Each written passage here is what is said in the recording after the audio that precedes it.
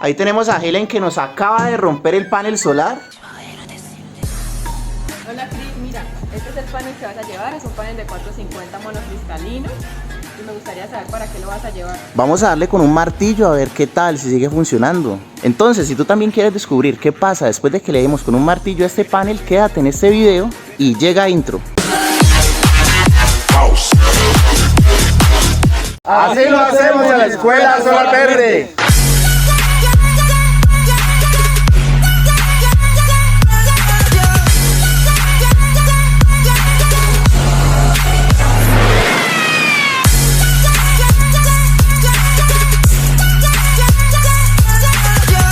El término no explota se usa con frecuencia en estos días, pero puedo asegurar con certeza... Bien, eso les demuestra lo que podría pasar. Ahí tenemos a Helen que nos acaba de romper el panel solar. Ya podemos ver aquí las fisuras que Helen ha hecho. ¿Sí me quedó bien? Sí, quedó muy bien. Vamos a hacerle las pruebas a ver cuánta eficiencia va a perder este panel después de haberlo roto. Bueno, aquí tenemos el panel solar de 450 vatios que hemos destruido a propósito para evaluar qué tanto le ha afectado estos golpes. Entonces aquí podemos observar el golpe más grande que tiene el panel que Helen realizó con el martillo. Vamos a hacerle una medición de tensión en circuito abierto y vamos a hacer una medición de corriente de cortocircuito y vamos a comparar esos datos con la ficha técnica del panel. ¿Quieres aprender todo lo relacionado con energía solar desde la comodidad de tu casa, desde cualquier parte del mundo? Ingresa a nuestro curso virtual, 4 clases en vivo más el contenido de la plataforma. Aprovecha y reclama tu beca del 80%. Más información en la descripción de este video.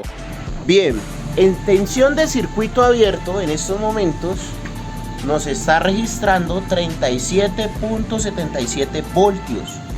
Ahí tenemos conectadas las puntas del multímetro con la pinza multiamperimétrica a los conectores MC4 del panel. Vamos a hacer una medición de corriente de cortocircuito. Para hacer la medición de corriente de cortocircuito vamos a utilizar esta extensión que hemos hecho con MC4. Y básicamente lo que vamos a hacer es conectar el positivo y el negativo del panel. Con mucho cuidado.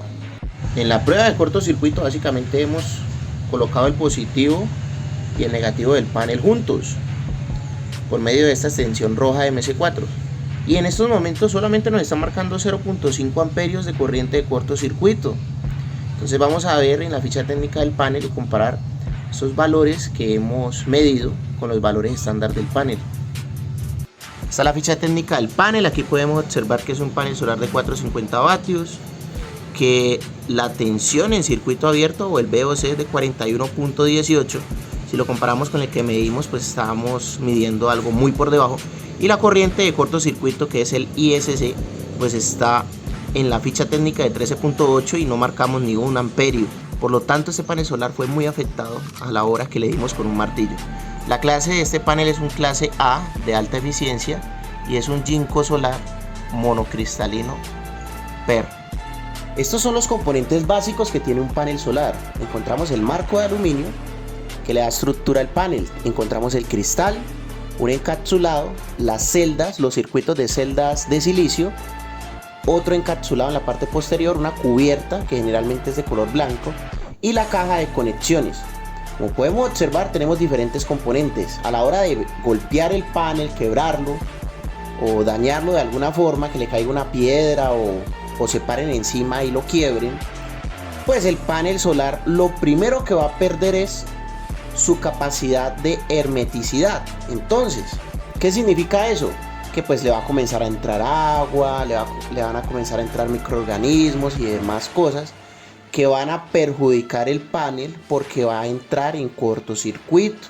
Entonces la recomendación principal es que estos paneles que ya están quebrados no los vayan a utilizar, porque pues puede que funcione, pero a lo largo de un tiempo van a comenzar a generarles muchísimos problemas y también podemos tener ahí un punto caliente. Recuerden que el panel solar maneja corriente directa, entonces en teoría también podríamos ocasionar un incendio si lo tenemos en funcionamiento así quebrado.